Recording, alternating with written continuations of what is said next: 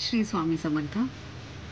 आपण कितींदा जेव्हा आपल्याला एखाद्या व्यक्तीच्या मदतीची गरज असते किंवा आपण खूप म्हणजे एखाद्या व्यक्ती आपल्याला माहिती आहे की हीच व्यक्ती आपल्याला मदत करू शकते. मग भलेही ती व्यक्ती चुकीची का असेना किंवा तिचं एखादं म्हणणं चुकीचं का असेना, आपण त्या चुकीच्या म्हणण्याला सुद्धा बरोबर आहे असंच म्हणतो. का? कारण आपल्याला तिच्या मदतीची गरज आहे आणि त्या व्यक्तीला हे माहिती असतं बरं का, की ती चुकीची आहे. पण तिला कोणत्यातरी अशा व्यक्तीची गरज आहे, जी तिच्या चुकीच्या शब्दांना सुद्धा बरोबर आहे असं म्हणेल.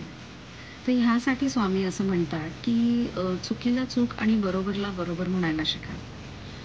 स्वतःचा स्वार्थ साधण्यापुरतं जगू नका. स्वामी असं म्हणतात, की जिथे चूक नाही तिथे झुकू नका आणि जिथे सन्मान नाही तिथे थांबू नका.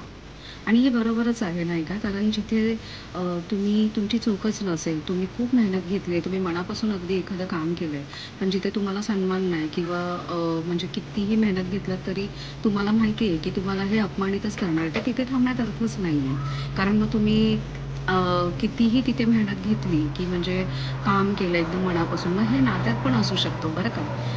नात्यात असू दे किंवा कुठेही कामात असू दे, तुम्ही कितीही मेहनत घेतलात ना, तरी समोरचं तुम्हाला अपमानितच करणार आहे आणि तो तुम्हाला चुकीचाच ठरवणार आहे. मग अशा ठिकाणी थांबण्यात उपयोगच नाही, नाही का?